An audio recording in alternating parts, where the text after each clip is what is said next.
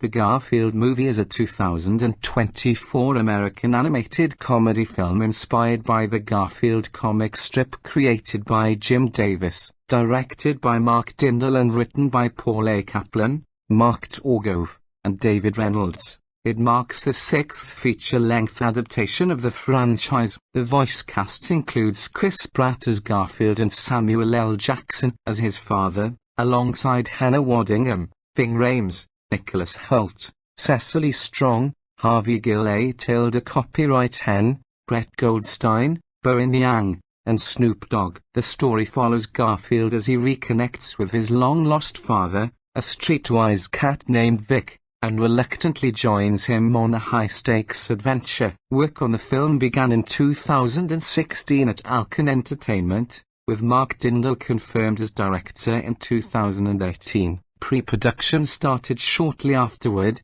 and by 2021 Chris Pratt was cast in the lead role, with the supporting cast added the following year. The animation was handled by Neg Animation, while the musical score was composed by John Debney, a frequent collaborator of Dindal. The Garfield movie was released internationally on May 1, 2024, by Sony Pictures Releasing. Its US premiere took place at the Grauman's Chinese Theatre in Los Angeles on May 19, before a nationwide release on May 24.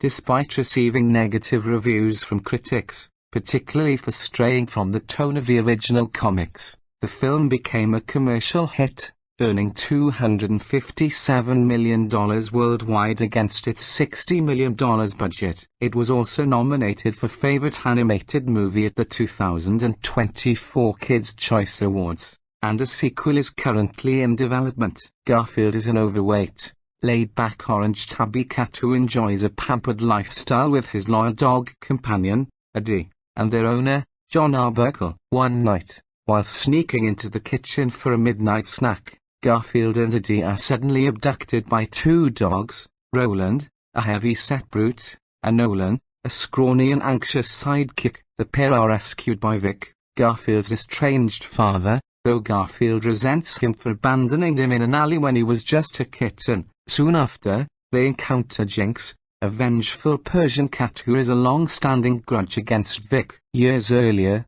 she had been left behind during a botched milk heist at Lactose Farms, which led to her capture and imprisonment. She offers Vic a deal: if he, Garfield, and Eddie steal a massive supply of milk for her, she will forgive his betrayal. Roland and Nolan are assigned to watch over them. The next morning, John notices that Garfield and Eddie are missing, though his attempts to reach out for help prove unsuccessful. Meanwhile, Garfield, Eddie, and Vic stow away on a freight train bound for Lactose Farms. traveling through rural forests along the way. During the journey, Vic makes efforts to bond with his son, but Garfield stubbornly resists. Upon arrival, they discover the farm is fortified with high-tech security. There they meet Otto, a Highland bull and former mascot of the farm who was cast out when a corporation took over. The takeover had also separated him from his beloved cow, Ethel. Garfield and his companions agree to rescue her in exchange for Otto's help in breaking into the farm. As they prepare for the heist,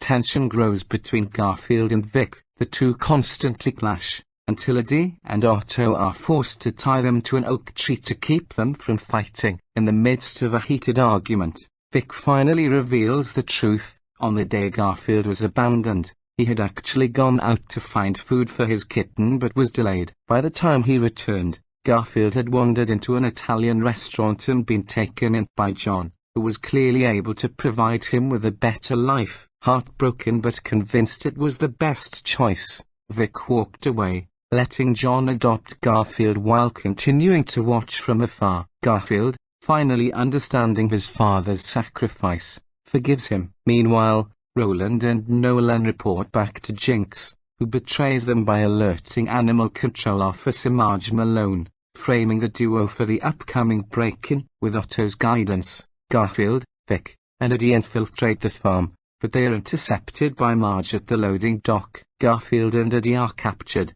while Vic reluctantly leaves them behind in order to deliver the stolen milk to Jinx. Instead of honoring her word, Jinx captures Vic, revealing her true plan for revenge. Garfield and Eddie are taken to the pound, where they meet members of Vic's old crew. The cats explain that Vic was ousted because he prioritized his son over their criminal activities. Though Garfield is skeptical, John arrives unexpectedly to bail out both Garfield and Eddie, bringing them safely home. There, Garfield discovers an oak tree covered in tally marks, evidence that Vic had always been watching over him, keeping his distance to protect him from Jinx's wrath. This revelation strengthens Garfield's resolve to rescue his father. With Eddie at his side, Garfield sets off to save Vic, learning that Jinx intends to kill him by throwing him off a cable-stayed bridge into a canyon filled with jagged rocks. Garfield, Eddie, Otto, and a swarm of drones launch a desperate rescue mission. Despite their efforts,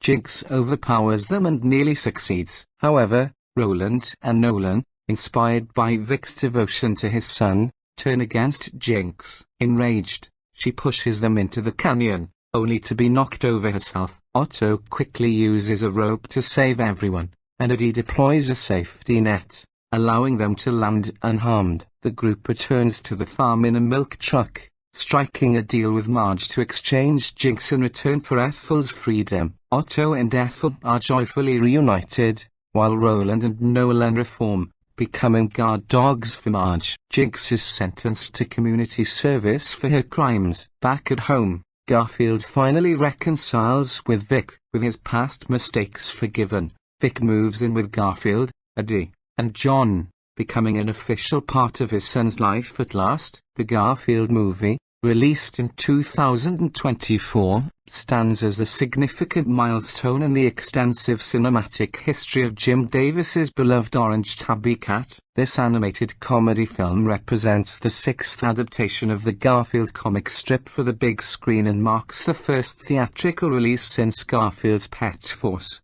which premiered 15 years prior. As a co-production between the United States, the United Kingdom, and Hong Kong, the film brought together an impressive array of talent both behind and in front of the camera, creating what would become a commercially successful venture despite receiving mixed critical reception. The film's journey began with director Mark Dindal at the helm, whose previous works include Disney's The Emperor's New Groove and Chicken Little. Dindal's vision for the project was to create an animated adventure that would appeal to both longtime fans of the comic strip and new audiences discovering Garfield for the first time. The screenplay, crafted by Paul A. Kaplan, Mark Torgove, and David Reynolds, attempts to balance the character's iconic laziness and sarcasm with the demands of a feature-length narrative requiring action and adventure. At the heart of the film's vocal performance is Chris Pratt, who voices the titular character. Pratt's casting initially sparked discussion among fans, given his previous role as Mario in the Super Mario Bros. Movie and the departure from Lorenzo Music's classic television portrayal of Garfield. However, director Mark Dindal had specifically envisioned Pratt's voice coming out of Garfield for years before the casting was confirmed. According to Dindal, Pratt's natural vocal qualities perfectly captured Garfield's inherent laziness and sarcastic wit, making him the ideal choice for the role. To test this compatibility, the animation team paired snippets of Garfield's dialogue with Pratt's voice recordings during the early development stages. The voice cast extends far beyond Pratt's central performance, featuring an ensemble of notable actors who bring depth and personality to the supporting characters. Samuel L. Jackson takes on the role of Vic, Garfield's estranged father, bringing his distinctive gravitas to what becomes the emotional core of the story. Hannah Waddingham voices Jinx, the antagonistic Persian cat whose vendetta against Vic drives the film's primary conflict. Ving Rhames lends his powerful voice to Otto, the Highland bull who serves as both an ally and comic relief throughout the adventure. Nicholas Hoult voices John Arbuckle, Garfield's devoted owner, while Harvey Gillay Tilda copyright hen brings Eddie, the loyal beagle companion, to life. The cast also includes Cecily Strong as Marge Malone, the animal control officer, Brett Goldstein and Bowen Yang as Jinx's henchman Roland Nolan, and Snoop Dogg as Morris, one of Vic's former crew members. This stellar voice cast represents one of the film's strongest elements, with each actor bringing their unique personality to their respective characters. The plot centers around a reunion between Garfield and his long-lost father Vic, a street cat who abandoned Garfield as a kitten. The story begins when Garfield and Eddie are abducted from their comfortable home life and rescued by Vic, setting in motion a chain of events that forces the reluctant house cat into a high-stakes adventure. The film's central conflict emerges when Jinx, a deranged Persian cat with a grudge against Vic, demands that he, along with Garfield and Eddie, steal a large quantity of milk from lactose farms as compensation for her past imprisonment. This premise allows the film to explore themes of family, forgiveness, and the contrast between comfortable domesticity and the harsh realities of street life. Garfield's journey from pampered house cat to reluctant adventurer serves as both a source of comedy and character development, as he learns to understand and forgive his father's past decisions. The relationship between Garfield and Vic forms the emotional backbone of the story, with a gradual reconciliation providing the film's most meaningful moments. The heist element of the plot introduces action sequences and adventure elements that significantly expand beyond the typical scope of Garfield's world. The infiltration of lactose farms requires the characters to work together, overcome obstacles, and display capabilities far removed from the comic strip's domestic setting. This expansion into action-adventure territory represents one of the film's most controversial aspects, as critics noted the disconnect between Garfield's traditionally sedentary nature and the film's emphasis on physical comedy and action sequences. The animation, provided by DNEG Animation, represents a significant technical achievement in translating the two-dimensional comic strip aesthetic into a three-dimensional animated format. Visual effects supervisor Freddie Chaler and the animation team worked closely with director Dindal to ensure that the film paid proper homage to Jim Davis's original comic strip design while creating a viable three-dimensional interpretation. Animation supervisor Calran Reddy explained that the primary challenge was capturing the 2D aesthetic of the comic in a 3D space while overcoming the technical difficulties associated with fur rendering and exaggerated animation. The character rigs were specifically designed with multiple arms, legs, and eyes to allow for the exaggerated poses characteristic of the original comic strips. The animation team used classic Garfield shapes from these strips as reference points, ensuring that the three-dimensional interpretation maintained the visual DNA of the source material. Additionally, the team sought to translate the painterly, handmade quality of the production's concept art into the finished film by incorporating brush strokes and handmade details to achieve a softer, more organic look. The film's musical score, composed by John Debney, marks his third collaboration with director Mark Dindal following their work on The Emperor's New Groove and Chicken Little. Debney's score provides both comedic and emotional support to the narrative, balancing the film's lighter moments with its more heartfelt family themes. The soundtrack also features several original songs, including Let It Roll by Snoop Dogg and Keith Urban, Then There Was You by Callum Scott, and Good Life by John Batiste. An interesting aspect of the film's musical development involves a deleted musical number titled I'm Back, performed by Hannah Waddingham for her character Jinx. The song was recorded after the 2023 SAG-AFTRA strike, but the production team discovered they had run out of time to animate the corresponding sequence. While the song was ultimately cut from the film, it appears in the end credits along with parts of the animatic sequence, providing fans with a glimpse of what might have been. The film's development history reveals the complex nature of modern animated film production. Development began at Alcon Entertainment in May 2016, following the expiration of 20th Century Fox's license with Paws Incorporated. The project was initially envisioned as the launch of a franchise of computer-generated Garfield films, with Alcon Entertainment planning multiple installments. Mark Dindal was announced as director in November 2018, with pre-production beginning the following month. By 2021, Sony Pictures had acquired global distribution rights under its Columbia Pictures label, excluding China, Hong Kong, and Taiwan. The casting process began with Chris Pratt's announcement in November 2021. Followed by Samuel L. Jackson's addition to the cast in May 2022. The remaining cast members were added throughout 2022 and 2023, with some roles confirmed as late as November 2023. The film's release strategy reflected the modern landscape of global film distribution. The Garfield movie premiered internationally on May 1, 2024. Before its United States release on May 24, 2024, the film had its world premiere at Grauman's Chinese Theatre in Los Angeles on May 19, 2024, providing a traditional Hollywood spotlight for the project. Special preview screenings were held in the United Kingdom on May 12, 2024, specifically for MediCinema, demonstrating the film's commitment to charitable causes. From a commercial perspective, the Garfield movie achieved significant success, grossing $257.2 million worldwide against a $60 million budget. The film earned $91.9 million in the United States and Canada, with an additional $162.9 million from international markets. The domestic opening weekend saw the film earn $24.8 million over its three-day opening, with a total of $31.1 million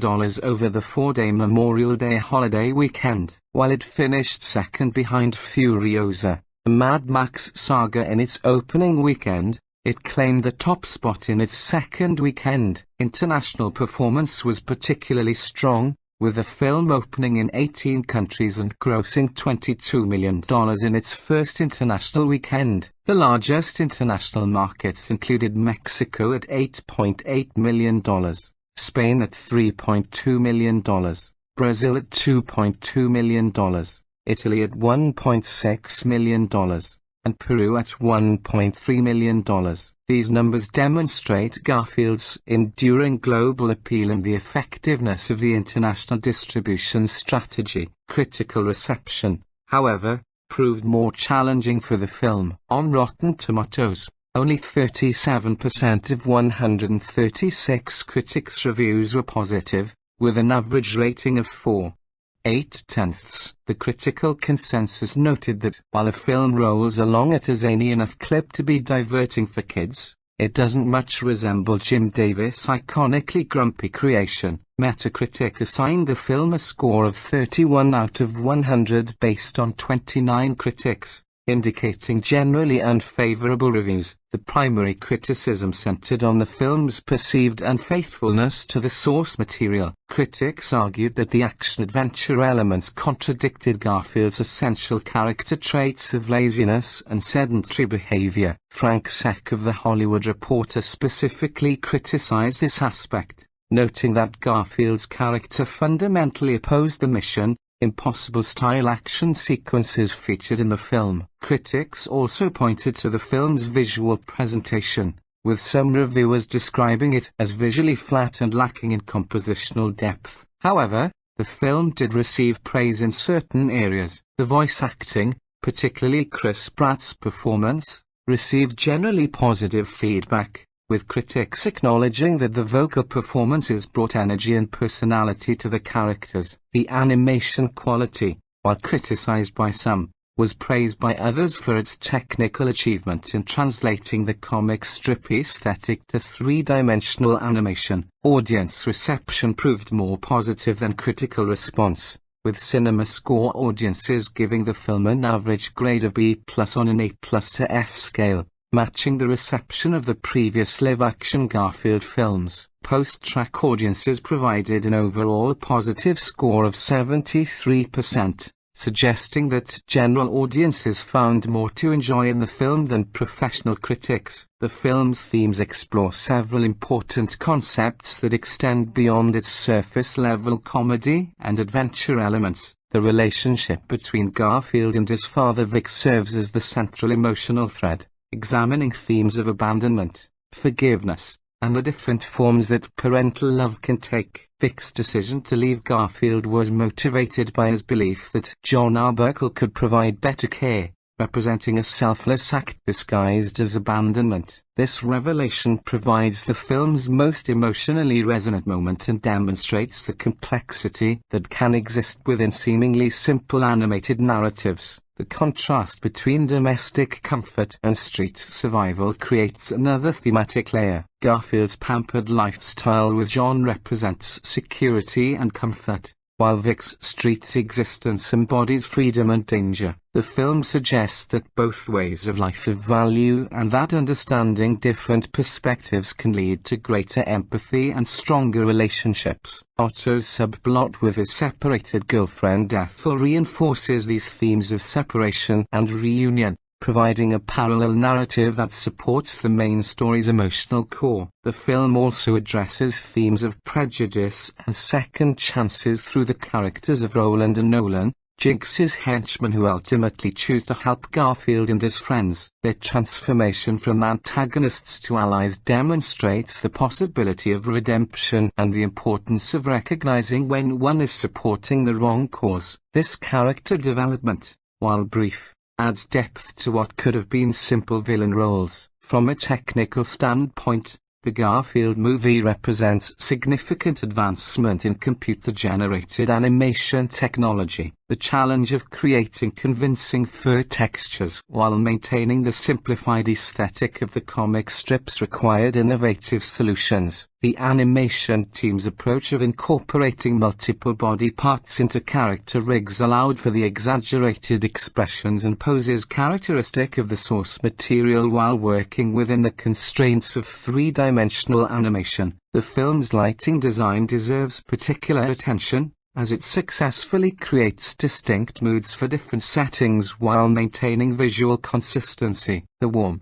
comfortable lighting of Garfield's home contrasts effectively with the cooler, more dramatic lighting of the outdoor adventure sequences. The Lactose Farm's infiltration sequence showcases particularly sophisticated lighting work, creating tension and atmosphere while maintaining the film's overall comedic tone. The voice direction by Mark Dindal demonstrates careful attention to character development through vocal performance. Each actor's delivery reflects their character's personality and emotional state, with particular attention paid to the evolving relationship between Garfield and Vic. Chris Pratt's performance successfully captures Garfield's sarcasm while allowing for moments of vulnerability and growth. Samuel L. Jackson's portrayal of Vic provides the necessary gravitas for the film's emotional moments while maintaining the character's street-smart edge. The supporting characters benefit from equally careful voice direction.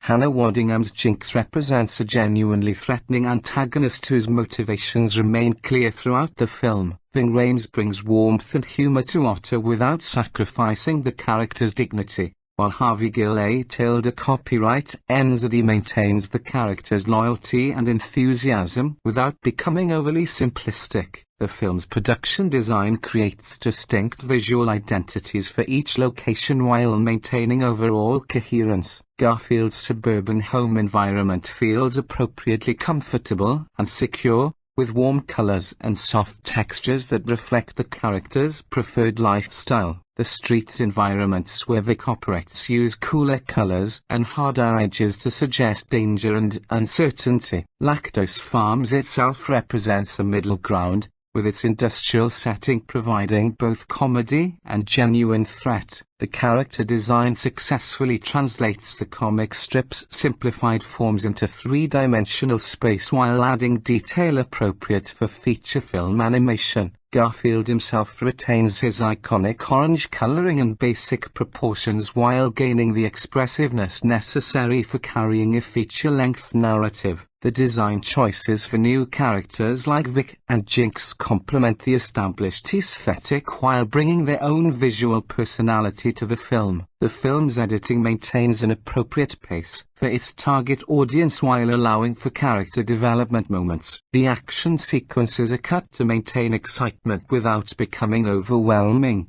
while quieter character moments are given sufficient time to develop emotional resonance. The transition between comedy and more serious emotional content is handled smoothly, preventing jarring shifts in tone that could alienate viewers. Sound design plays a crucial role in creating the film's world, with particular attention paid to the contrast between domestic and outdoor environments. The comfortable sounds of home life, a purring, gentle music, household activities create a sense of security that is effectively contrasted with the harsher sounds of street life and the industrial noises of Lactose Farms. These audio cues help establish character emotional states and environmental threats without requiring explicit dialogue. The film's merchandising and marketing campaign reflected its position as both a nostalgic property and a contemporary entertainment product. Marketing materials emphasized both the classic Garfield elements familiar to longtime fans and the new adventure aspects designed to attract younger audiences. The involvement of high-profile voice actors like Chris Pratt and Samuel L. Jackson provided additional promotional opportunities, while the film's release timing during the summer movie season positioned it as family-friendly counter-programming to more intense action films. The Garfield movie's impact on the broader landscape of animated adaptations reveals several important trends in contemporary entertainment. The film represents the ongoing challenge of adapting beloved characters for new audiences while satisfying existing fans. The mixed critical reception suggests that this balance remains difficult to achieve,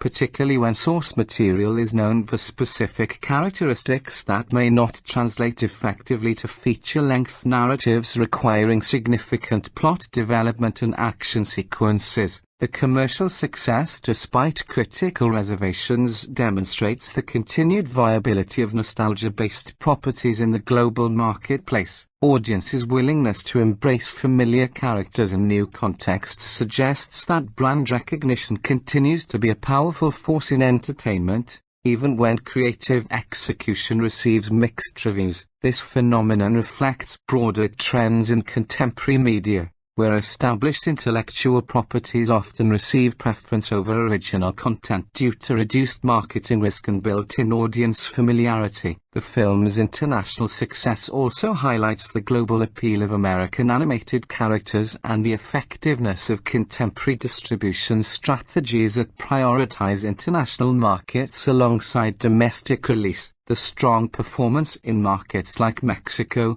Spain, and Brazil demonstrates that Garfield's appeal transcends cultural boundaries, likely due to the universal themes of family, food, and humor that characterize the property. From an artistic perspective, the Garfield movie contributes to ongoing discussions about the adaptation of two-dimensional comic strip characters to three-dimensional animation. The technical solutions developed for this film, particularly regarding fur texturing and exaggerated character animation, may influence future adaptations of similar properties. The film's approach to maintaining visual links to source material while creating a viable three-dimensional interpretation provides a template for other studios facing similar challenges. The film's exploration of father-son relationships within an animated context adds to a growing body of work that addresses complex family dynamics in family-friendly entertainment. While the emotional themes are resolved in a manner appropriate for younger audiences, the film's willingness to address abandonment and forgiveness suggests that animated films continue to evolve beyond pure entertainment toward more sophisticated emotional content. The voice acting trend of casting major Hollywood stars in animated roles, exemplified by Chris Pratt's performance, continues to generate discussion about the balance between star power and character authenticity. Pratt's success in the role, as acknowledged by both the creator Jim Davis and audiences, suggests that careful casting can overcome initial skepticism when actors bring genuine understanding to their characters rather than merely lending their celebrity status. The film's treatment of its female characters, particularly through Hannah Waddingham's Jinx, represents both progress and ongoing challenges in animated entertainment. Jinx serves as a genuinely threatening antagonist whose motivations are clearly established and whose actions drive significant plot development. However,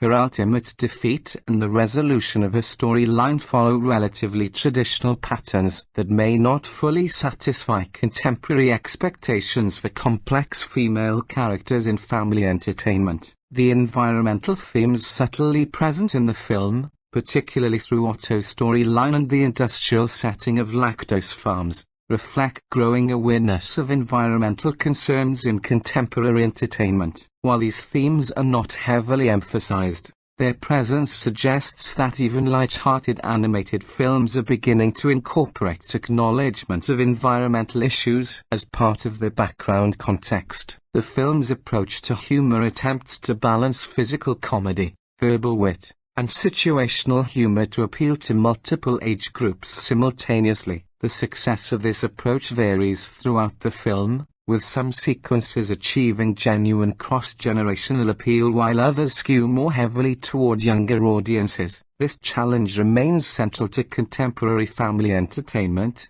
as creators seek to satisfy both child audiences and the adults who accompany them to theaters. The technological achievement represented by the Garfield movie extends beyond its immediate entertainment value to contribute to the ongoing development of computer animation techniques. The solutions developed for character rigging, fur simulation, and facial expression animation provide valuable experience for the animation industry as it continues to push the boundaries of what is possible in digital character creation. The film's musical elements, while not groundbreaking, demonstrate effective integration of contemporary popular music with traditional animated film scoring. The collaboration between established artists like Snoop Dogg and Keith Urban creates marketing opportunities while providing musical content that can appeal to adult audiences alongside the film's primary target demographic. The deleted musical sequence,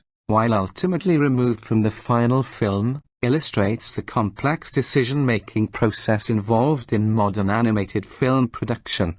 The choice to cut time back despite Hannah Waddingham's performance demonstrates how technical constraints and time limitations can affect creative decisions, even when the artistic content meets quality standards. The film's legacy within the Garfield franchise remains to be determined, as it represents a significant departure from previous adaptations while attempting to establish a foundation for future installments. Alcan Entertainment's original intention to create a franchise of Garfield films suggests that the commercial success of this first installment may lead to additional projects that could further develop the themes and character relationships established here. The critical discussion surrounding the film's faithfulness to source material raises important questions about adaptation philosophy. The tension between maintaining character authenticity and creating narratively compelling feature-length entertainment reflects broader challenges faced by creators working with established properties. The mixed reception suggests that audiences may be more accepting of significant changes than critics,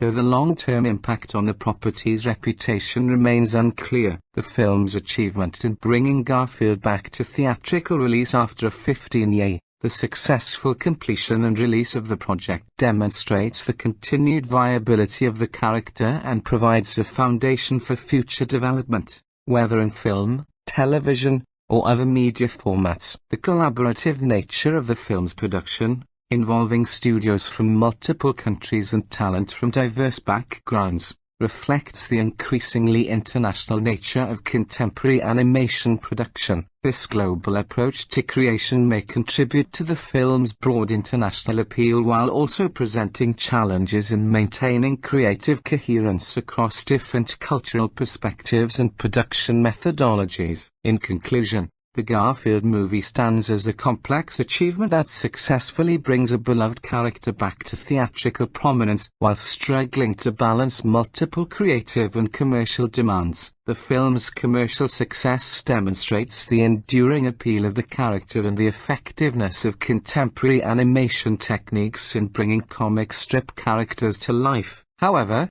the mixed critical reception suggests that the challenge of adapting established characters for contemporary audiences remains significant, particularly when those characters are defined by traits that may conflict with the requirements of feature-length narrative filmmaking. The film's contribution to animation technology, its exploration of family themes, and its successful global release position it as a significant entry in both the Garfield canon and the broader landscape of contemporary animated entertainment. While it may not satisfy all critics or fans, the Garfield movie succeeds in reintroducing the character to new generations while providing entertainment value that justifies its substantial commercial success. Future evaluation of the film may depend on whether it succeeds in launching the intended franchise and how subsequent installments address the creative challenges identified in critical reception. The foundation established by this film provides opportunities for refinement and development that could lead to more universally acclaimed entries in the series. The Garfield movie ultimately represents both the possibilities and limitations of contemporary animated entertainment, demonstrating that technical excellence and commercial success do not automatically translate to critical acclaim, while also proving that established characters retain the power to connect with audiences across generations and cultures. As such, it stands as an important case study in the ongoing evolution of animated film adaptation and the complex relationship between artistic ambition and commercial necessity in modern entertainment production. The Garfield movie has often been considered one of the most interesting projects in the modern animation landscape because of the way it merges nostalgic source material, contemporary animation technology, and a careful balancing act between honoring a long-running franchise and creating something that could resonate with audiences new to the character. The film revolves around the well-known orange cat Garfield, a character originally created by cartoonist Jim Davis in 1978 as a daily comic strip, who has since become one of the most widely recognized cats in popular culture. Garfield's reputation as a lazy, lasagna-loving, Monday-hating feline shaped decades of merchandise, television specials, and animated series, and therefore any major theatrical film adaptation carried both creative opportunities and immense expectations. The development of the Garfield movie as a theatrical animated feature film can be traced back to industry interest in bringing established intellectual properties into modern cinematic universes. Hollywood has long looked at Garfield as a recognizable brand, given the success of previous ventures such as Garfield and Friends, the Saturday morning cartoon from the late 1980s and early 1990s, and the two earlier live-action hybrid films starring Bill Murray as the voice of Garfield. While those earlier films achieved mixed critical reception, they nevertheless performed solidly at the box office, particularly with younger audiences, and kept the character culturally relevant. As animation technology advanced, the idea of a fully animated Garfield film rather than a hybrid approach began to gain traction. Executives believed that with a proper combination of voice talent, writing, and production values, a new Garfield movie could compete with the likes of Illumination, Pixar, and DreamWorks Productions. Casting played a vital role in the shaping of the Garfield movie. The choice of voice actor for Garfield was perhaps the most critical decision in production. The creative team needed someone who could embody the sardonic, dry humor of Garfield while also making him appealing to younger viewers. Chris Pratt was eventually cast as the voice of Garfield, which immediately generated both enthusiasm and controversy. Pratt's involvement brought a level of star power that ensured attention from both mainstream audiences and industry media,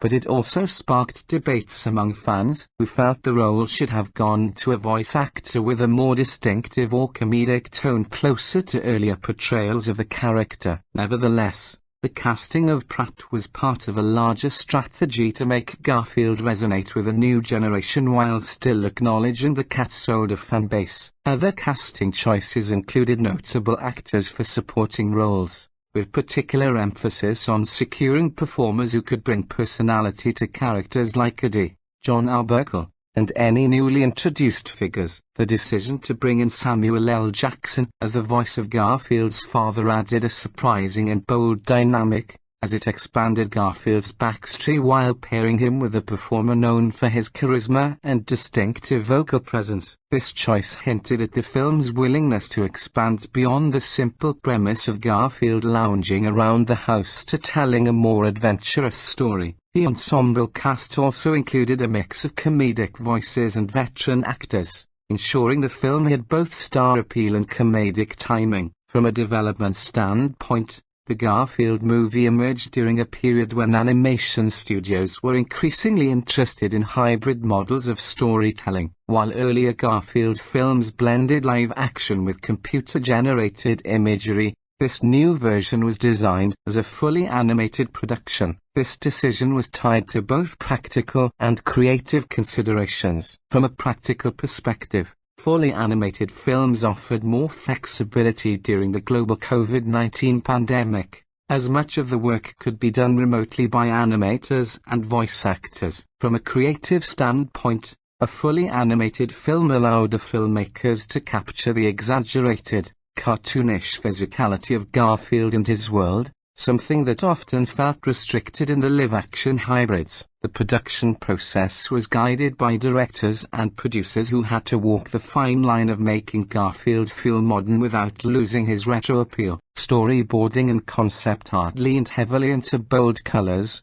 expressive animation styles, and settings that could move fluidly between suburban domesticity and larger, more adventurous environments. Garfield's physical design was carefully debated, as animators sought a middle ground between Jim Davis's classic two-dimensional comic strip look and a three-dimensional animated model that would appeal to theater audiences. The final design leaned into round, expressive features, with large eyes and a soft, furry texture that could register emotions clearly on screen while still retaining the recognizable silhouette that fans would immediately identify. Filming, in the case of an animated production, referred primarily to the animation pipeline, which involved long phases of pre-visualization, voice recording, and rendering. Voice actors recorded their parts individually, often with directors encouraging multiple variations of delivery to capture Garfield's dry wit. Chris Pratt's approach to Garfield's voice was to avoid imitating predecessors like Lorenzo Music or Bill Murray and instead create a version that felt authentic to his interpretation. Samuel L. Jackson's sessions reportedly injected humor and improvisation into the process,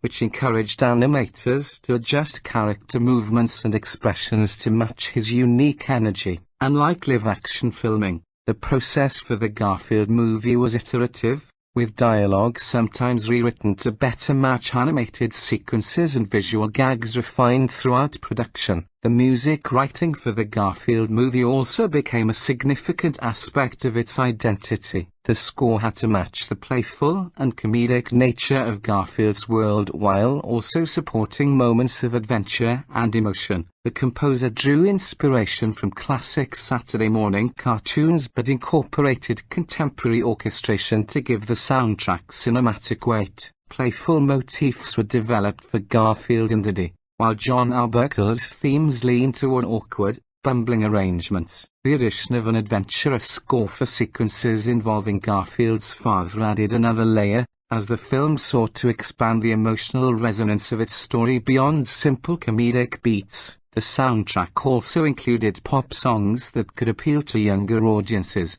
blending licensed music with original compositions to make the film both marketable and entertaining. The release strategy for the Garfield movie was carefully planned, as the film needed to compete in a crowded animation market dominated by established franchises like Despicable Me, Toy Story, and Minions. Marketing leaned heavily into nostalgia, with trailers showcasing Garfield's laziness, love of lasagna, and disdain for Mondays, all while highlighting Chris Pratt's vocal performance and Samuel L. Jackson's unexpected casting. The studio released multiple teaser posters featuring Garfield lounging with lasagna or giving sarcastic expressions, designed to appeal both to parents who grew up with the character and children encountering him for the first time. Tie-in merchandise, including plush toys, backpacks, and video game collaborations, ensured Garfield would be visible across multiple consumer markets in the months leading up to release. Upon release,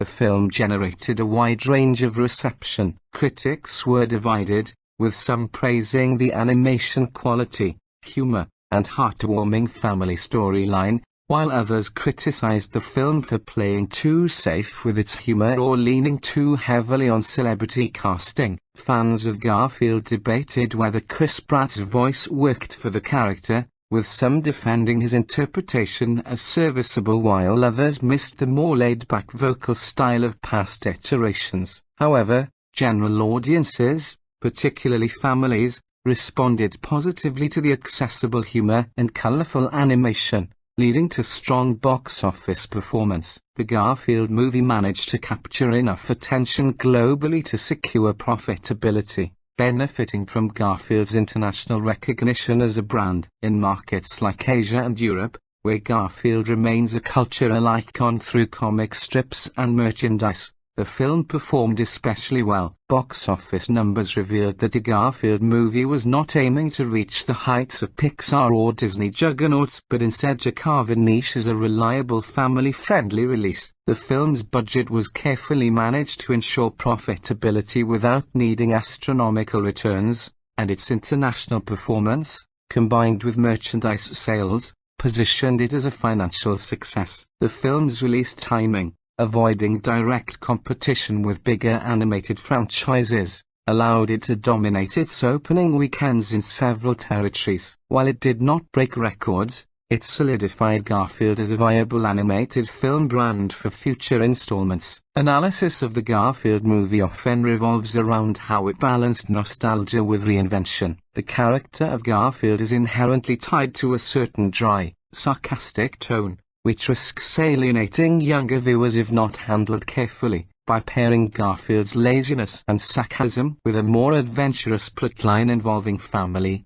the film attempted to broaden its thematic appeal. Some analysts argue this diluted Garfield's identity as a purely domestic, comedic character, while others appreciated the attempt to add depth. The film also entered broader discussions about Hollywood's reliance on established IP, with some critics suggesting that Garfield was revived not out of creative passion but out of corporate calculation. Yet audiences generally appreciated the colorful, light-hearted entertainment value. Memes surrounding the film proliferated online, with Garfield's disdain for Mondays becoming an obvious recurring theme. Social media users shared edited clips of Garfield delivering sarcastic lines, often spliced into unrelated contexts for comedic effect. Chris Pratt's casting also fueled meme culture, as many users created mashups comparing his various animated roles, from Mario to Garfield,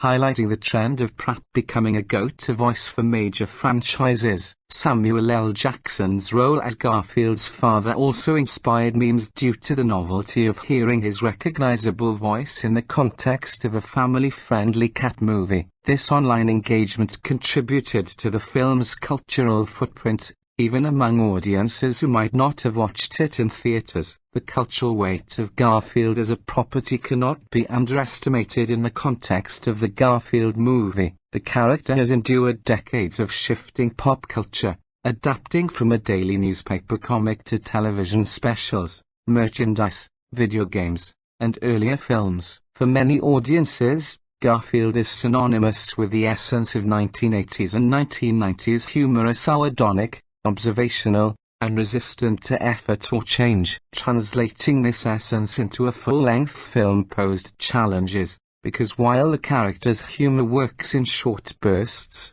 stretching it into a feature narrative required new dimensions. That was one of the major goals of the film's development, to expand Garfield's world without betraying the simplicity that made him iconic. This meant giving him relationships, motivations, and even a backstory while still emphasizing his love of food, his laziness, and his sharp wit. The writing team spent considerable time working out how to build a feature-length story around Garfield. Early drafts reportedly wrestled with whether to set the story entirely in the Arbuckle household, focusing on Garfield, John, and Eddie in their domestic antics, or to expand into a larger, adventure-driven plotline. Eventually, the decision was made to introduce Garfield's father as a central figure, creating a family-centered narrative that could add emotional stakes. This creative choice was both bold and risky. Longtime fans of the comics knew very little about Garfield's background,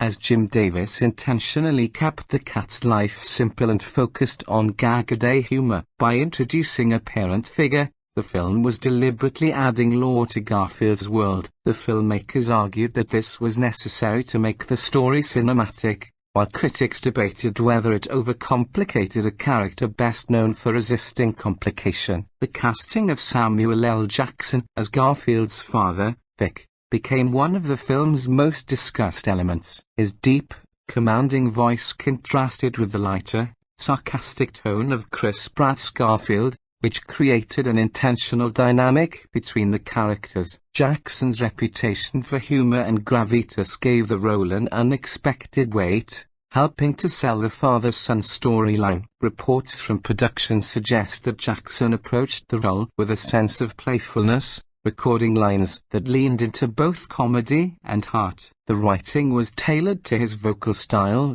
with several lines altered to better match his delivery. The chemistry between Pratt and Jackson was carefully engineered through editing and rewrites, since they recorded most of their dialogue separately. The result was a father-son relationship that anchored the film's emotional arc, while still leaving room for Garfield's trademark humor. Beyond Pratt and Jackson, the casting of John Arbuckle and Eddie was also carefully considered. John has always been portrayed as a somewhat bumbling, socially awkward human whose love for Garfield is matched only by his inability to fully control him. In the Garfield movie, John was voiced by Nicholas Hoult, whose dry delivery and ability to play awkward characters made him a natural fit. Hoult's portrayal balanced sincerity with comedic timing, ensuring John was not merely a background character but an integral part of Garfield's world. Eddie, Garfield's loyal but simple-minded canine companion, presented a different challenge. Traditionally, Eddie is a non-speaking character who communicates through barks, body language, and exaggerated facial expressions. The animators leaned into physical comedy with Eddie, using exaggerated movements and cartoonish antics to bring humor to the film. Eddie's animation was designed to maximize slapstick appeal, ensuring that he remained one of the film's standout characters even without a speaking role. The film's animation style was another focal point of discussion. The creative team wanted to modernize Garfield's look without straying too far from his classic design. The final version featured a rounder, softer Garfield with fur textures that reflected current animation standards while retaining his iconic silhouette. His expressions were exaggerated to capture both sarcasm and slapstick, making him adaptable for different tones within the story. The design was tested in multiple markets before finalization, with feedback indicating that audiences wanted Garfield to look cute but still recognizable. Early promotional materials were met with cautious optimism, as fans compared the design to earlier incarnations. Many praised the fact that Garfield retained his essential features rather than undergoing a radical redesign, a mistake some franchises have made in the past. The actual animation process was complex, spanning several years of pre-production, rendering, and refinement. Teams of animators worked remotely across different studios due to global working conditions during the pandemic. Storyboarding was meticulous, as Garfield's humor often relies on timing, expressions, and pauses, all of which need to be carefully synchronized in animation. The animators reportedly watched hours of old Garfield cartoons and read through decades of comic strips to capture subtle elements of his character. One of the guiding principles was the Garfield pause, a comedic beat where the cat stops to glare or deliver a sarcastic look before reacting. Translating this into a cinematic rhythm was a challenge, as feature-length films often move at a faster pace. Nevertheless, the filmmakers insisted on retaining this pacing, believing it was central to Garfield's identity. The music composition further enhanced the film's tone. The score incorporated whimsical themes that evoked nostalgia while adding modern cinematic weight. Garfield's theme was described as playful yet slightly lazy, with slow tempos and jazzy instrumentation that reflected his laid-back nature. Eddie's musical cues were lighter and more energetic, matching his bouncy personality. For the father-son storyline, the composer crafted more emotional motifs, giving Garfield's world a depth not usually associated with the franchise. In addition to the original score, the soundtrack featured licensed pop songs that aligned with Garfield's humor and appealed to younger audiences. For instance, sequences involving Garfield's love for food were paired with upbeat tracks that heightened the comedic absurdity of his indulgence. The blend of orchestral music and pop tracks ensured the film would connect with both parents and children. Marketing played a crucial role in shaping expectations for the Garfield movie. The first teaser trailer leaned heavily into Garfield's iconic personality, opening with him lounging lazily, sarcastically narrating his disdain for Mondays, and greedily eyeing a plate of lasagna. The trailer quickly spread across social media platforms, reigniting interest in the character. The studio also released character posters that emphasized Garfield's expressions, John's awkwardness, Eddie's goofiness, and Vic's imposing yet comedic presence. These posters were designed not only for theaters but also as viral content for online sharing. Promotional tie-ins included fast food chain toys, themed snacks, and mobile game collaborations, ensuring Garfield was visible across multiple consumer markets in the months leading up to release. The nostalgia factor was particularly emphasized in marketing campaigns targeting parents who had grown up with Garfield, framing the film as a family event that bridged generations. The film's release strategy positioned it as counter-programming against larger animated blockbusters. Rather than directly competing with Disney or Pixar releases, the Garfield movie was scheduled for a window where families were looking for entertainment without overwhelming competition. This strategy paid off, as the film enjoyed strong opening weekends in domestic and international markets. Reviews poured in, with critics divided but audiences largely entertained. On aggregate review platforms, the film received moderate scores, praised for its humor and animation but critiqued for its formulaic plot. Families, however, responded positively, appreciating its accessibility and humor. Children laughed at the slapstick antics, while parents enjoyed Garfield's sarcastic remarks and nostalgic callbacks. The box office trajectory demonstrated that the Garfield movie was never intended to dominate globally like Frozen or Minions, but was positioned as a steady performer. Domestically, it opened solidly, drawing families during its first 2 weekends. Internationally, the film exceeded expectations, particularly in Asia and Europe. Garfield's long-standing popularity in markets like Japan, South Korea, France, and Italy ensured strong returns, as those countries had a cultural familiarity with the comic strip and animated series. In some regions, Garfield merchandise had remained consistently popular for decades, creating a natural synergy between the film's release and existing consumer habits. The total global gross comfortably surpassed the production budget,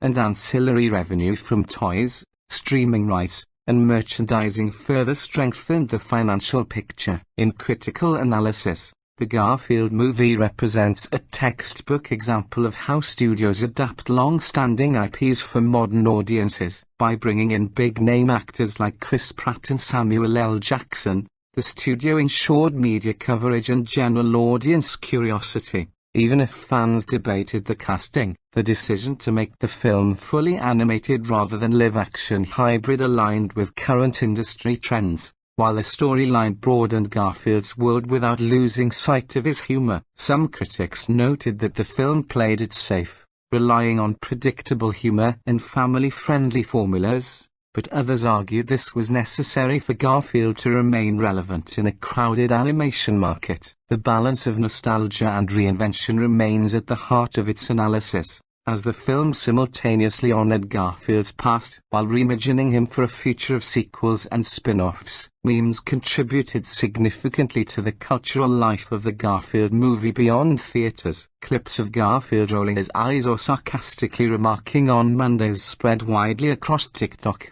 Twitter, and Instagram. Fans edited scenes from the trailer to include alternative dialogue or humorous captions, turning Garfield into a memeable figure for a younger, digitally savvy generation. The casting of Chris Pratt became meme fodder as well, with users joking about his ubiquity in animated franchises. Samuel L. Jackson's role also produced memes that contrasted his usual tough guy persona with the absurdity of voicing an animated cat's father. These memes extended the film's cultural impact beyond traditional marketing, embedding it into internet humor cycles and giving it relevance even among those who might never purchase a ticket. The Garfield movie's existence is also tied to broader trends in Hollywood, where intellectual property reigns supreme. Over the past 2 decades, studios have increasingly relied on recognizable characters and franchises to minimize risk in a highly competitive market. Garfield, despite being created in 1978, remains one of the most merchandised and globally recognized comic strip characters of all time, with plush toys, mugs, t-shirts, and calendars still selling decades after his debut. This enduring familiarity made Garfield an attractive property for a new animated film, particularly in an era when parents and children often attend movies together. Parents may feel nostalgia for Garfield, while their children see him as a colorful, humorous cartoon cat. The studio recognized this dual market opportunity, and the Garfield movie was designed to appeal simultaneously to both demographics. The decision to cast Chris Pratt was emblematic of this trend. Pratt's name carries box office clout thanks to his work in blockbuster franchises like Guardians of the Galaxy and Jurassic World, and his rising career in voice acting further established him as a bankable star. The announcement that Pratt would voice Garfield, however, triggered immediate discourse online. Fans of the character had strong associations with the late Lorenzo Music, who voiced Garfield in Garfield and Friends, and Bill Murray, who provided the voice in the live-action hybrid films. Both actors brought a distinctively laid-back, almost lethargic tone to Garfield, perfectly encapsulating his disinterest in the world around him. Brett, by contrast, has a naturally more energetic and affable vocal style, leading some to worry he would not capture the essence of the character. Online forums and social media lit up with debates about whether Hollywood's reliance on celebrity casting was undermining the tradition of using seasoned voice actors who specialize in animation. While these concerns persisted through production, the studio banked on Brett's broad appeal and believed his name recognition would guarantee ticket sales. In some ways, this move reflects a broader shift in animation,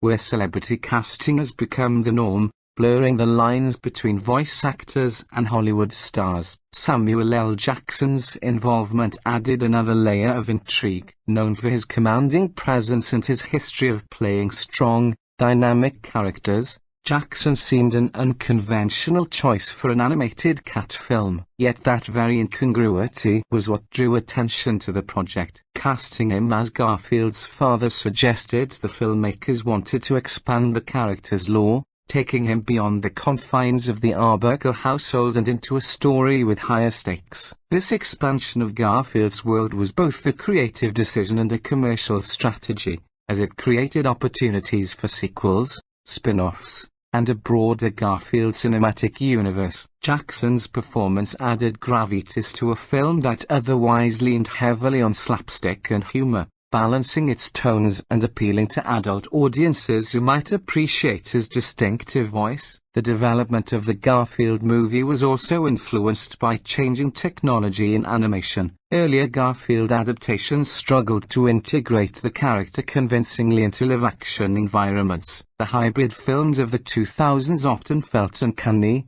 with Garfield appearing as an oddly rendered digital presence against real actors. By opting for a fully animated production, the filmmakers avoided these pitfalls and allowed Garfield's world to be as exaggerated and colorful as the original comics. The animation pipeline relied on state-of-the-art rendering techniques to give Garfield's fur a tactile, soft quality while still stylizing his features enough to remain cartoonish. The animators had to constantly balance realism with caricature. Too much realism risked making Garfield look creepy or out of place, while too little detail could make him appear flat and outdated. Early concept art leaned more toward realistic textures, but audience testing revealed that fans preferred a slightly simplified design that was closer to the comics. The final result was a Garfield that looked modern but instantly recognizable. The production team faced unique challenges in capturing Garfield's humor. Much of his comedy relies on dry one-liners,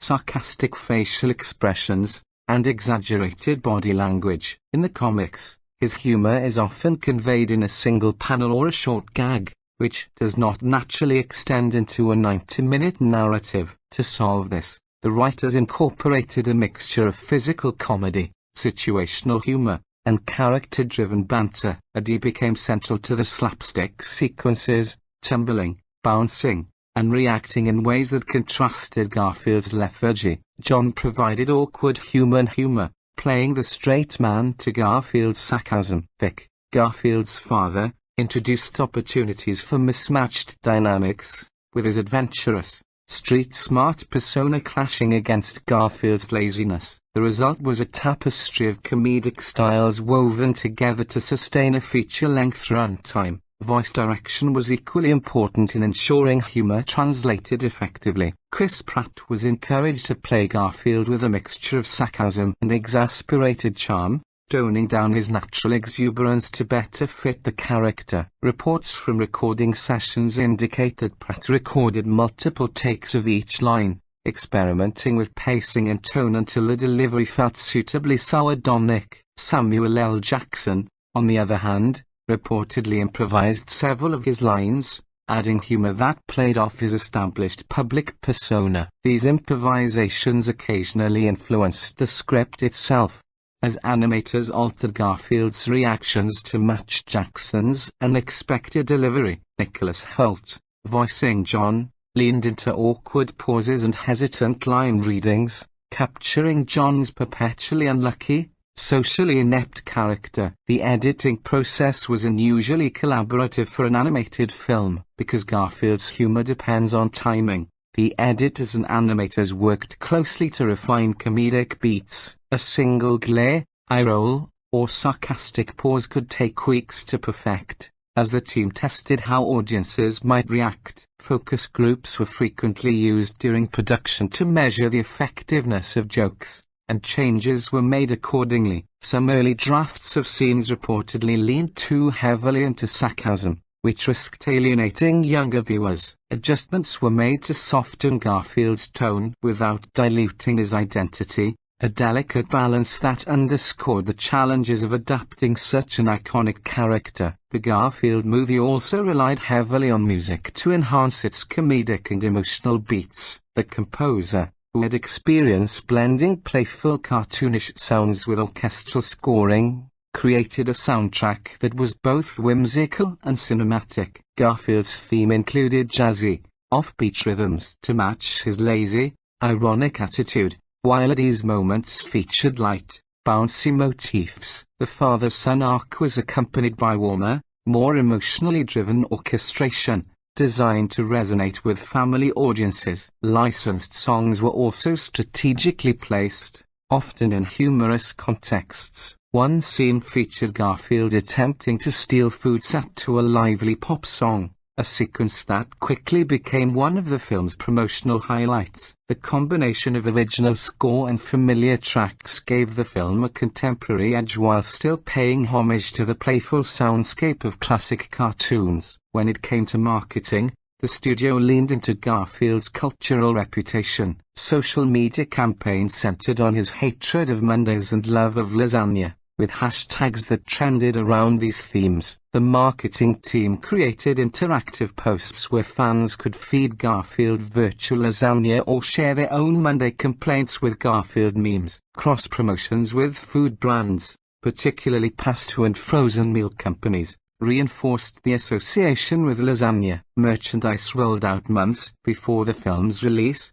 including Garfield plush toys, Eddie figurines, and apparel featuring sarcastic slogans. The studio recognized that Garfield's image has long thrived in merchandise, and capitalizing on that synergy was essential. The release date was carefully chosen to avoid competition with major family blockbusters. Positioned in a spring slot, the Garfield movie benefited from being one of the few animated films in theaters at the time, drawing in families during school breaks. The timing also allowed the film to dominate international markets where Garfield remained especially popular. Early box office projections suggested modest returns, but actual performance exceeded expectations. The film opened to solid numbers domestically, ranking first in its opening weekend. Internationally, it performed even better, particularly in Europe and Asia, where Garfield has historically enjoyed strong readership in newspapers and magazines. The global gross surpassed initial projections,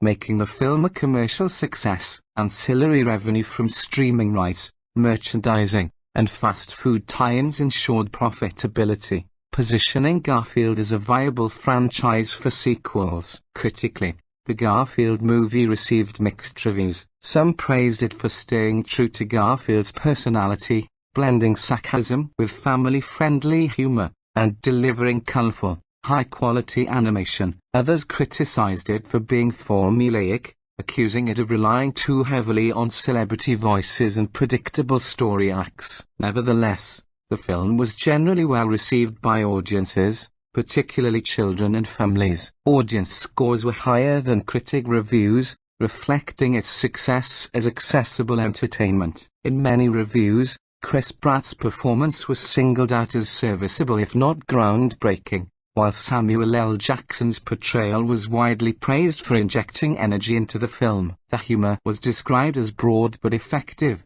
and the emotional beats, while predictable, were considered heartfelt enough to resonate with family audiences. The Garfield movie also sparked academic discussions about the adaptation of comic strip humor into feature-length films. Scholars noted the difficulty of translating Garfield's gag-based humor, designed for short bursts, into a narrative's arc. Some argued that the addition of Garfield's father represented a departure from the minimalist humor of the comics, while others suggested it was a necessary evolution to sustain a cinematic experience. The film was also analyzed in the context of Hollywood's increasing reliance on nostalgic IP, with Garfield serving as another example of the industry mining the past for profitable material. Yet despite these critiques, the film was acknowledged as a competent and entertaining entry in a growing field of animated adaptations. On the internet, memes surrounding the Garfield movie flourished. Fans quickly latched on to Chris Pratt's casting, creating mashups of his animated roles and joking about his ubiquity. Garfield's sarcastic remarks from the trailers became reaction memes, shared widely across platforms like TikTok and Twitter. The character's disdain for Mondays was repurposed in countless ways, reinforcing his status as one of the internet's favorite grumpy characters. Samuel L. Jackson's role became meme-worthy as well, with fans juxtaposing his Garfield dialogue against famous quotes from his other films. These memes gave the film a cultural life beyond theaters, embedding it into online humor cycles and ensuring that Garfield remained part of the cultural conversation long after the credits rolled. The Garfield movie also reflected the broader struggles of adaptation. How do you take a character whose humor thrives in short, quick formats and stretch it across a full-length cinematic arc without losing charm? Behind the scenes,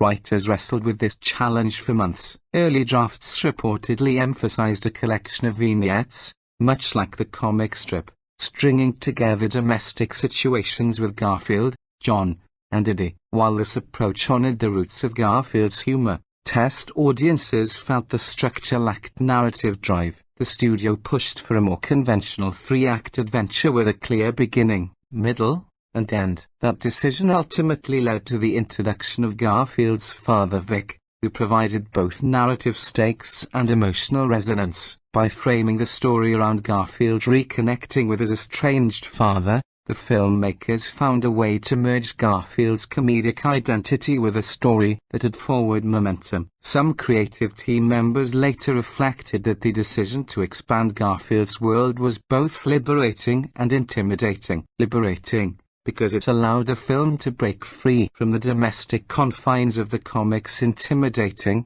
because it risked alienating purists who believed Garfield should remain tied to John's house, Eddie's antics, and lasagna jokes. Balancing these two forces became the film's greatest creative challenge. The writers inserted plenty of callbacks to classic Garfield gags, lasagna sequences, complaints about Mondays, sarcastic quips, while still building a new story framework that could sustain sequels. The delicate dance between nostalgia and innovation was evident in every decision, from dialogue to character design. The animation department deserves special mention for how it approached Garfield's iconic look, translating Jim Davis's simple, round comic strip design into 3D without losing charm required hundreds of iterations. Early models tested realistic fur textures, but audiences and previews reacted negatively, saying Garfield looked unsettling or too cat-like. In response, the design team softened the textures, emphasized cartoon proportions, and gave Garfield exaggerated eyes and expressions. Animators spent significant time perfecting Garfield's eye roll, smirk, and deadpan stare expressions that defined him for decades. Unlike other animated cats that rely on high-energy antics, Garfield's comedy emerges from his restraint. Capturing the dim animation was painstaking, as timing a half-second pause or slight eyebrow raise could make or break a joke. Animators studied the original comics to ensure they preserved the rhythm of Garfield's humor. Meanwhile, Eddie's animation leaned into physicality. Because Eddie does not speak, his humor depended entirely on movement and sound design. The animators exaggerated his bouncing gait, floppy ears, and exaggerated tongue to maximize slapstick humor. Children in test screenings reportedly laughed hardest at Eddie's antics, confirming his role as a comedic foil to Garfield's laziness. John's design also underwent revisions, as the filmmakers wanted him to be instantly recognizable yet updated for modern audiences. His awkward mannerisms, his ill-fitting clothes, and his perpetually nervous smile were emphasized to retain his role as the lovable but bumbling human in Garfield's life. Production was not without challenges. Remote collaboration during the pandemic added logistical difficulties, as voice actors and animators often worked in isolation. Directors used video calls to direct performances, and animators sometimes received dialogue recordings weeks before being able to sync movements. Despite these difficulties, the team found creative advantages in remote production, as it allowed flexibility in scheduling and gave actors more freedom to experiment with their lines. Chris Pratt reportedly recorded many of his lines from a home studio setup, with multiple retakes sent to animators for consideration. Samuel L. Jackson, on the other hand, preferred traditional studio recordings, where he could interact more directly with directors. His improvisations often surprised the team, and several moments of spontaneous humor were left in the final cut. The Garfield movie's score added an extra layer of personality. The composer took inspiration from classic cartoon soundscapes, blending jazzy motifs with orchestral arrangements. Garfield's theme was deliberately slow and playful, echoing his laid-back attitude, while Eddie's cues were upbeat and fast-paced. The score swelled during adventurous moments with Vic, creating tonal variety that elevated the film beyond simple comedy. Critics noted the effectiveness of the soundtrack in capturing Garfield's humor while also making the film feel like a cinematic event. Beyond the score, licensed tracks amplified Garfield's connection to modern audiences. A montage of Garfield indulging in food paired with a popular chart-topping song became one of the film's standout moments, sparking online sharing and boosting the soundtrack's streaming popularity. The marketing campaign was extensive and multifaceted. Social media played a huge role, with official Garfield accounts posting sardonic remarks about Mondays, relatable memes, and lasagna-themed jokes. Audiences engaged heavily with these posts, blurring the line between official promotion and fan culture. Fast food chains partnered with the studio to release Garfield-themed meals, while toy companies rolled out plushies, figurines, and collectible items months before release. International campaigns leaned into Garfield's global appeal, with localized promotions in Japan, Italy, and Brazil, all regions where Garfield's comic strips maintained strong readership for decades. By the time the film hit theaters, Garfield had once again become a cultural talking point. At the box office, the Garfield movie performed better than analysts initially expected. Domestically, it debuted to strong family turnout, ranking first during its opening weekend. It held well in subsequent weeks, benefiting from limited competition in the animated film category. The international market, however, proved even more lucrative. In countries like France and Italy, where Garfield comics are especially popular, the film outperformed projections. Asian markets also contributed significantly, with Japan and South Korea showing surprising enthusiasm for the film. By the end of its theatrical run, the Garfield movie had comfortably surpassed its budget, and when combined with merchandising and streaming rights, it generated a strong profit margin. While it did not achieve the astronomical figures of Pixar or Illumination blockbusters, it succeeded in carving out a profitable niche. Critical reception remained divided but leaned toward positive. Professional critics often pointed out the film's safe storytelling,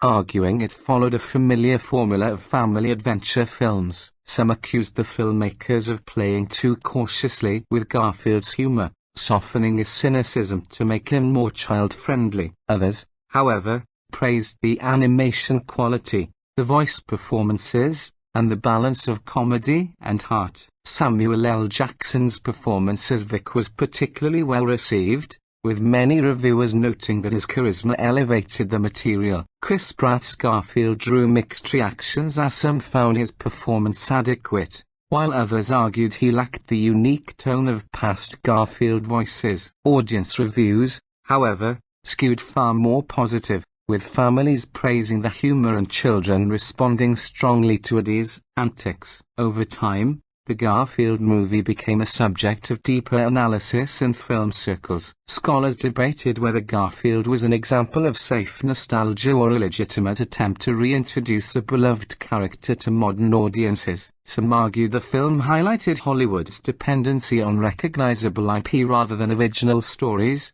pointing to Garfield's long legacy as justification for its production. Others suggested that Garfield's enduring popularity made him uniquely suited for adaptation, as his humor was both timeless and adaptable. The decision to add family elements, particularly the father-son arc, was also scrutinized, with some praising the attempt to deepen Garfield's world while others criticized it as unnecessary lore-building. The cultural impact extended far beyond theaters. Garfield memes exploded online, especially around his classic traits. "I hate Mondays" jokes became viral again, circulating through TikTok, Instagram, and Twitter. Clips of Garfield rolling his eyes or sarcastically mocking situations became popular reaction memes. Chris Pratt's involvement fueled another layer of meme culture, as users created compilations of his growing list of animated characters, jokingly calling him the default voice of Hollywood. Samuel L. Jackson's inclusion also created humorous juxtapositions, with fans editing his Garfield dialogue over iconic moments from Pulp Fiction or The Avengers. This blending of internet humor with film promotion gave the Garfield movie a cultural afterlife that extended far beyond its theatrical run. The long-term implications of the film suggest a possible Garfield cinematic universe. The financial success, coupled with Garfield's global brand recognition, almost guarantees sequels or spin-offs. The film left narrative doors open for future installments, particularly around Garfield's relationship with his father and potential new adventures outside the Alburquerque household. The studio hinted at developing spin-offs focused on Eddie or even side characters introduced in the film. Streaming services have also shown interest in Garfield-related content, considering the character's crossover potential with children's animation and meme culture. In retrospect, the Garfield movie may not have revolutionized animation, but it succeeded in re-establishing Garfield as a viable film property. By blending nostalgia, modern animation, celebrity casting, and internet-savvy marketing, the film carved out a comfortable space in an overcrowded entertainment landscape. For fans, it offered a colorful, humorous reintroduction to a character they loved. For children, it provided a funny, approachable animated adventure. And for Hollywood, it proved once again that Garfield the lazy, lasagna-loving cat still has plenty of lives left in him. When examining the box office performance of the Garfield movie in greater depth, it becomes clear that its success lay not in breaking records but in achieving consistency across multiple markets. In North America, the film opened to a respectable figure that exceeded industry tracking predictions. Analysts initially expected a modest debut, assuming that Garfield's cultural relevance had waned in recent years. However, the combination of nostalgia-driven parents and curious younger viewers pushed ticket sales higher. Families constituted the bulk of the audience, and weekend matinees were particularly strong, demonstrating the film's position as an accessible choice for parents seeking light-hearted entertainment for children. The domestic box office trajectory showed smaller than average second weekend drops compared to other family films, which indicated positive word of mouth. While critics were lukewarm, audiences, particularly children, enjoyed the humor enough to recommend it to peers and families. Special promotions, such as discounted family tickets and Garfield-themed giveaways, further boosted attendance. By the time the domestic run concluded, the film had established itself as a sleeper success, neither dominating headlines nor fading into obscurity, but performing consistently enough to be considered profitable. International markets told an even more interesting story. Europe proved to be one of Garfield's strongest territories, especially in France, Italy, and Germany. France has a long tradition of supporting comic and cartoon adaptations, and Garfield comics enjoyed strong readership in French newspapers for decades. In Italy, Garfield merchandise has remained popular since the 1980s, making the film an easy sell for families. Germany responded similarly, with Garfield's humor translating well into German dubbing, where sarcasm and dry wit have a strong comedic tradition. Asia also contributed significantly to the box office. Japan's fascination with cats in popular culture, coupled with Garfield's pre-existing fan base, made the film particularly successful there. Japanese audiences appreciated the blend of slapstick and sarcasm, which aligned well with the humor seen in local animated productions. South Korea also embraced the film, thanks in part to Garfield's long-standing cultural familiarity through comics and merchandise. China's box office performance was solid, though Garfield was not as deeply ingrained in Chinese culture as in other regions. Still, the film benefited from the general popularity of family-friendly animated releases in that market. Latin America, particularly Brazil and Mexico, rounded out Garfield's international success, with audiences responding positively to the character's humor and the colorful animation style. By the end of its global run, the Garfield movie had not only recouped its production and marketing budget but had generated a healthy profit margin. Ancillary revenue streams further solidified this success. Merchandise sales surged, with Garfield plush toys and Eddie figures topping children's toy lists during the film's release window. Fast food chain partnerships drove additional revenue, as Garfield-themed meal promotions became popular collector's items. Streaming rights sales added yet another layer of profit, as streaming platforms competed to acquire the film for their libraries. In total, the financial picture made it clear that Garfield still had commercial value as a film property, setting the stage for discussions of sequels and potential spin-offs. When comparing the Garfield movie to other animated IP reboots, interesting parallels emerge. Similar to Sonic the Hedgehog, the film capitalized on a nostalgic character with a large fan base, using modern animation to reintroduce him to contemporary audiences. Unlike Sonic, however, Garfield did not require redesign controversies, as his character model was refined early in the process. Instead, Garfield's challenges lay in tone. How sarcastic could he be without alienating young viewers? Another comparison could be made to the Peanuts movie, which also faced the task of adapting a beloved comic strip into a modern animated feature. Like the Peanuts movie, the Garfield movie walked a fine line between honoring the simplicity of its source material and expanding it into a full cinematic narrative. Critics often pointed out that Garfield succeeded more in commercial terms than artistic innovation, whereas the Peanuts movie leaned more heavily into faithfulness to its roots. In contrast to Illumination's The Super Mario Bros. Movie, Garfield took a more grounded approach, where Mario leaned into high-energy, video game-inspired spectacle. Garfield's humor was slower, more sarcastic, and character-driven. Yet both films shared a reliance on celebrity voice casting, with Chris Pratt being the common denominator. This parallel fueled online jokes about Pratt's growing dominance in animated franchises, and meme culture embraced the idea of them voicing nearly every major character from childhood pop culture. Unlike Mario, however, Garfield was not expected to carry a multi-billion-dollar franchise. It simply needed to re-establish the character's relevance. In that sense, it succeeded. Critical debates surrounding the film highlighted questions about adaptation theory. Was Garfield diluted by the addition of a father figure and a family-focused storyline,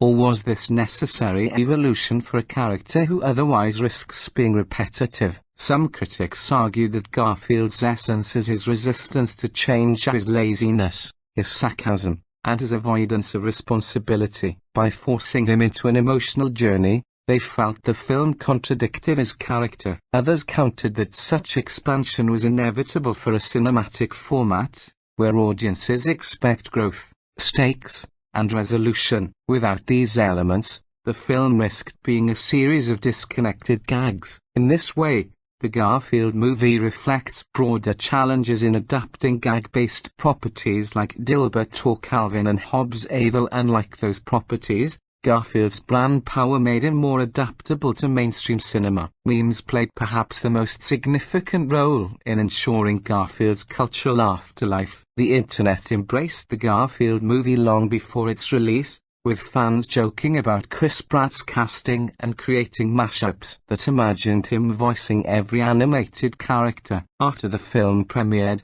specific scenes quickly entered meme culture. Garfield's sarcastic expressions, his lasagna obsession, and his anti-Monday tirades became reaction images and TikTok sound bites. Samuel L. Jackson's Vic inspired countless edits, with his lines recontextualized into famous Jackson roles like Nick Fury or Jules from Pulp Fiction. These juxtapositions made the film part of a wider internet culture that thrives on remixing and recontextualizing. Interestingly, the memes reached audiences who never even saw the film in theaters. Younger generations who primarily interact with Garfield through internet culture found themselves engaging with clips, GIFs, and images divorced from their original narrative context. This phenomenon reflects a broader trend where films no longer exist only within theaters or streaming platforms, but circulate endlessly through online spaces,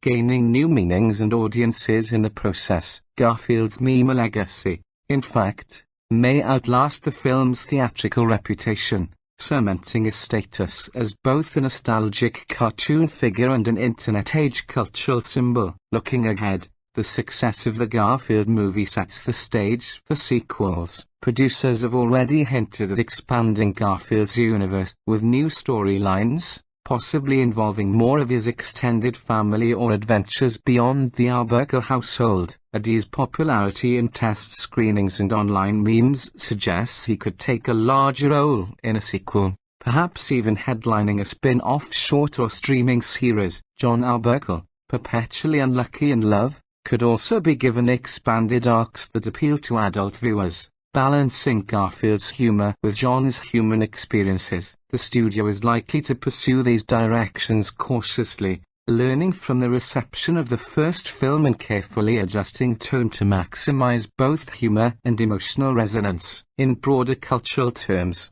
Garfield remains a fascinating case study in longevity. A character created in the late 1970s not only survived but thrived across decades of shifting media landscapes, from newspaper strips to television cartoons, from live-action hybrids to modern animated cinema. The Garfield movie stands as proof that certain cultural icons never truly disappear. They evolve, adapt, and reintroduce themselves to new generations. Whether through comic strips, plush toys, or memes, Garfield continues to embody a simple yet powerful appeal: the cat who hates Mondays, loves food, and sees the world with a wry, sarcastic eye. In many ways, this simplicity is what guarantees Garfield's survival. Even as studios add lore, family arcs, and cinematic spectacle, the core of Garfield remains unchanged. Our lazy orange cat who mirrors our own frustrations and indulgences with humor. One of the most compelling aspects of the Garfield movie's production was the delicate balancing act between creative freedom and studio expectations. Animated features based on established IP often involve a tug-of-war between directors,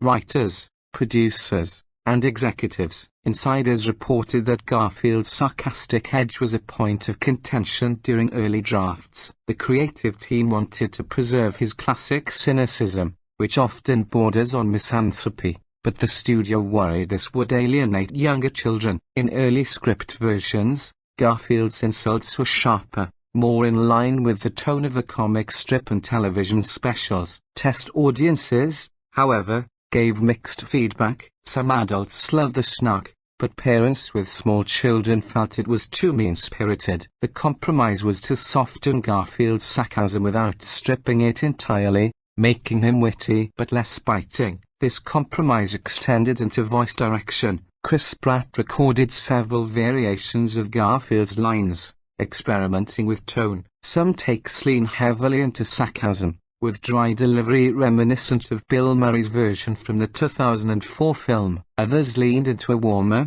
more playful interpretation. Directors ultimately blended the two, choosing a middle ground that would allow Garfield to appeal broadly. While purists argued Bratz Garfield lacked bite, producers defended the decision as necessary for mass-market appeal. The result was a Garfield who could roll his eyes at Mondays yet still deliver emotional weight during key scenes with Vic, his estranged father. Samuel L. Jackson's involvement added another layer of complexity. Known for his commanding presence and improvisational skills, Jackson reportedly improvised entire stretches of dialogue during recording sessions. Some of these improvisations were left in the final cut, while others had to be trimmed for tone. The animators enjoyed working with his expressive vocal performance, as it gave them clear cues for body language and facial expressions. Jackson's Vic was initially written as a more stoic character, but his performance infused the role with warmth,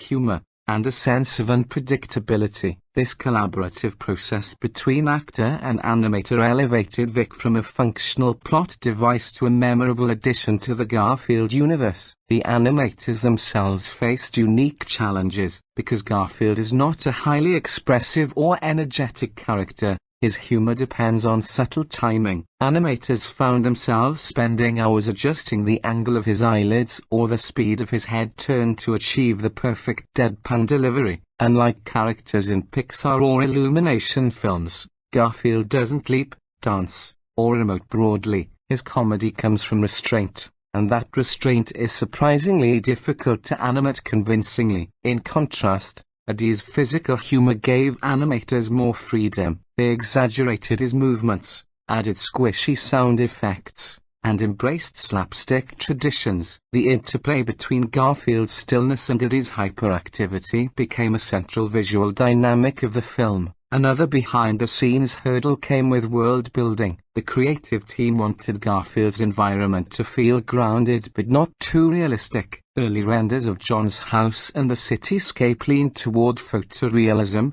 which clashed with Garfield's stylized design. Test viewers found the mismatch distracting. As a result, the art department reimagined the world in softer, more cartoony textures, blending realism with stylization. This approach echoed the balance struck by the Peanuts movie, which embraced a hybrid visual style to bridge traditional 2D roots with modern 3D expectations. The result gave Garfield a cozy, timeless setting that felt recognizable yet whimsical. Beyond the screen, the Garfield movie's merchandising campaign became a case study in how studios maximize profits through ancillary products. Garfield plushies dominated toy aisles, with variations featuring him in different costumes from the film. Eddie toys proved equally popular, especially those with interactive features such as sound effects or wagging tails, collectible figurines, board games, and even lasagna-themed cooking kits tied into the film's marketing push. Apparel companies released Garfield-themed clothing,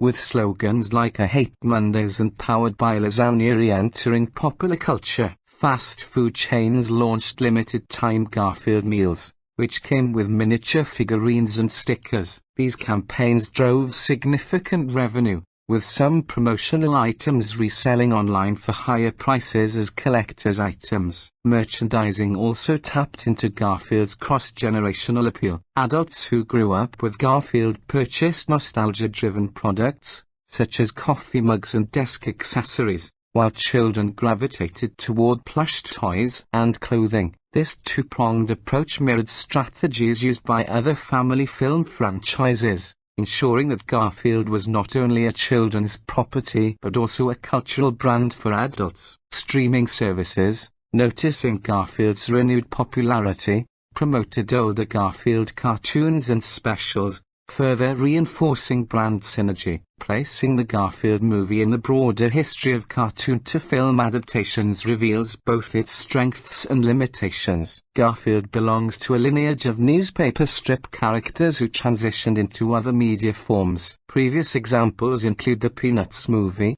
which was praised for faithfulness, Marmaduke, which was widely panned for failing to capture its source material, and Dilbert, which has remained largely confined to television. Garfield's transition is unique in that he already had a history of television specials and two live-action hybrid films. Unlike many comic strip adaptations, Garfield arrived with a built-in cinematic legacy. This meant the Garfield movie was not introducing him to audiences for the first time but rather reintroducing him to a new generation. Historically, Garfield has always been about more than just humor. He is a reflection of everyday frustrations. His disdain for Mondays, his love of indulgence, and his sarcastic worldview resonate universally. This is why Garfield succeeded where other comic strip adaptations faltered. The Garfield movie tapped into that universal appeal, even while expanding the lore in ways purists debated. By doing so, it positioned Garfield not only as a nostalgic character but as a viable franchise for the 21st century. Looking at the legacy of the film, its significance extends beyond box office numbers. It demonstrated that even properties rooted in decades-old comic strips could find new relevance when adapted with care, humor, and marketing savvy. For Hollywood, it reinforced the value of nostalgia-driven projects. For audiences, it reaffirmed Garfield as more than just a mere more comic character but as a cultural constant. A lazy, lasagna-loving cat who has endured every shift in media for nearly half a century. To fully understand why the Garfield movie found success despite mixed expectations, it is important to look at Garfield's cultural history. Garfield is more than just a comic strip character. He is an institution. Created by Jim Davis in 1978, Garfield was designed from the outset to be universally appealing. While many comic strips centered on political satire, social commentary, or niche humor, Davis deliberately shaped Garfield around broad, everyday themes: overeating, laziness, the drudgery of Mondays, and sarcastic takes on human behavior. These themes translated seamlessly across cultures, allowing Garfield to spread globally in a way that few comic strips managed. By the 1980s, Garfield had achieved worldwide syndication, appearing in newspapers across dozens of countries. Unlike strips that required cultural context to land their jokes, Garfield's humor was simple and instantly recognizable. A cat rolling his eyes at his owner or pushing food off a counter needed no translation. This universality made Garfield one of the most widely syndicated and profitable comic strips of all time. His appeal was not limited to children. Adults appreciated his wit, while children connected with his cartoonish expressions and mischief. Garfield was marketed as a character who could live beyond the comic panel. That expansion began early with television specials, starting with Here Comes Garfield in 1982. Animated specials introduced Garfield to a new audience. These specials leaned heavily into his dry wit, brought to life through the voice of Lorenzo Music, whose slow, droll delivery became synonymous with Garfield for decades. Specials such as Garfield on the Town and Garfield's Halloween Adventure became holiday staples, cementing Garfield's place in pop culture. By the late 1980s, the animated series Garfield and Friends extended his reach even further. Running from 1988 to 1994, it became a Saturday morning staple, combining Garfield's stories with U.S. Acres segments. For many children, Garfield and Friends was their first introduction to the character, and it ensured that Garfield remained relevant beyond newspapers. Merchandising exploded alongside this media presence. Garfield plush toys, mugs, t-shirts, and even suction cup plushes stuck to car windows became iconic. By the 1990s, Garfield had achieved a rare level of ubiquity. He wasn't just a character, he was a lifestyle brand. This ubiquity carried him through waves of popularity and into the internet era,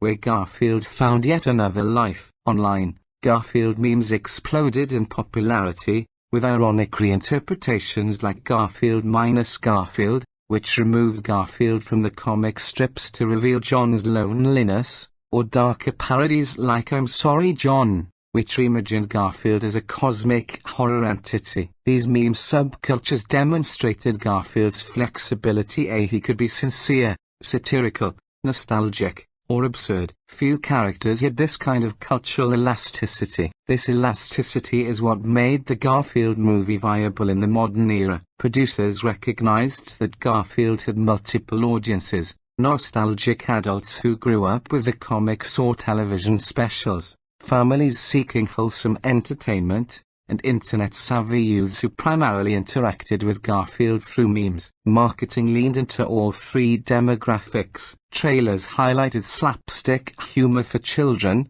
emotional father-son themes for parents, and sarcastic jokes for longtime fans. Online campaigns, however, deliberately tapped into meme culture, with posts styled like relatable Garfield one-liners. This multifaceted approach allowed the film to succeed where other adaptations of older properties had failed. In the broader history of comic strip-to-film adaptations, Garfield represents a rare case of resilience. Many beloved strips falter when brought to the big screen. Marmaduke was critically derided, failing to capture the charm of the dog's antics. Dennis the Menace had moderate success but faded quickly. Even the Peanuts movie, while beloved by critics, struggled to generate significant box office momentum despite its cultural legacy. The reason Garfield endured where others stumbled lies in his adaptability. Unlike Peanuts, which is tied to a specific kind of gentle nostalgia,